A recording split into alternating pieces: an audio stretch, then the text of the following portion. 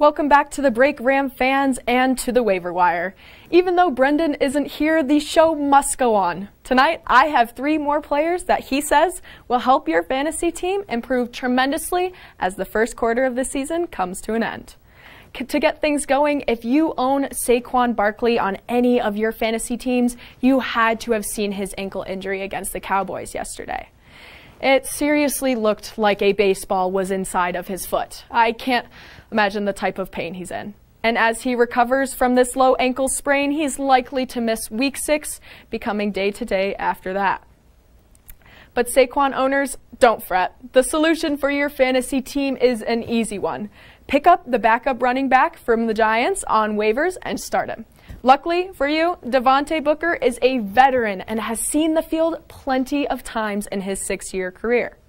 By this point in his NFL life, we know the 29-year-old isn't exactly a special talent, but volume remains king in fantasy football. During Barkley's absence on Sunday, Booker scored twice while rushing for 42 yards on 16 carries and catching 3 of 4 targets for 16 yards. All of that combined for a solid 20.8 points. I'll put Booker at a mid to low RB2 in any of the games that Barkley misses.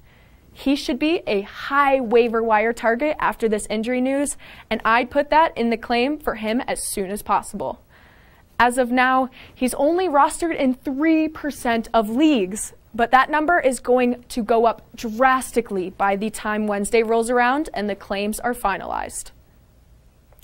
And when it rains, it pours. Daniel Jones also went down yesterday after suffering a devastating blow to the head. And even though there isn't a timetable on his return, the Giants will give the rock to Booker a lot regardless. Either to relieve the pressure on career backup Mike Glennon or to keep Daniel Jones safe back there with less dropbacks. It goes without saying, but the poor Giants just can't catch a break with injuries. New York entered Week 5 without both starting receivers, Sterling Shepard and Darius Slayton, and then Daniel Jones, Saquon Barkley, and Kenny Golladay were all ruled out against Dallas. Which brings me to my next waiver wire pickup.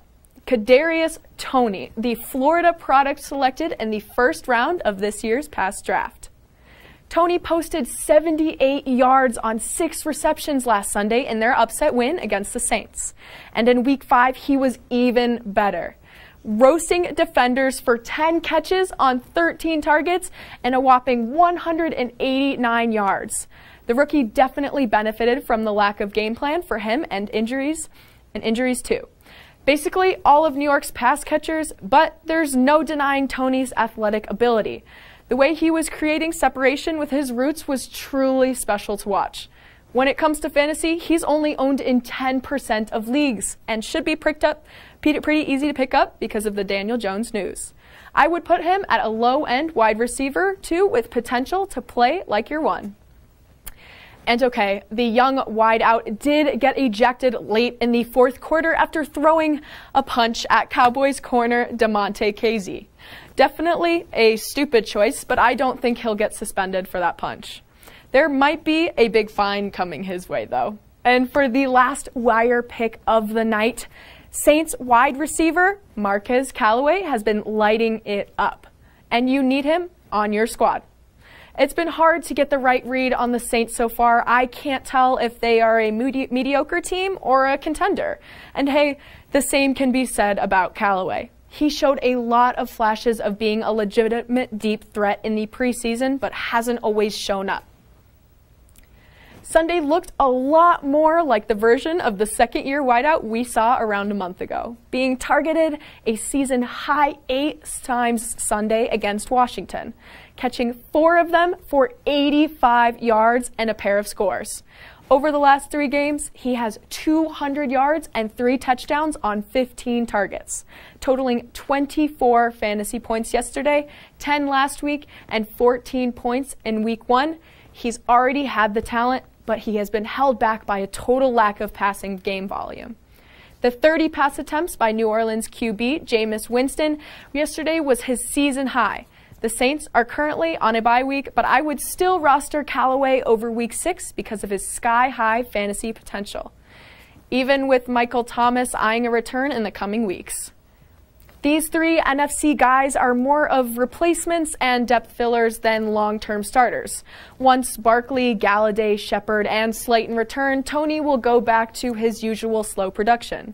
And the same goes for Devontae Booker, but that doesn't mean they can't help your team to a few wins in the meantime. All right, that's all I have for this week's Waiver Wire. Brendan will be back next week for some Week 7 Waiver Wire editions.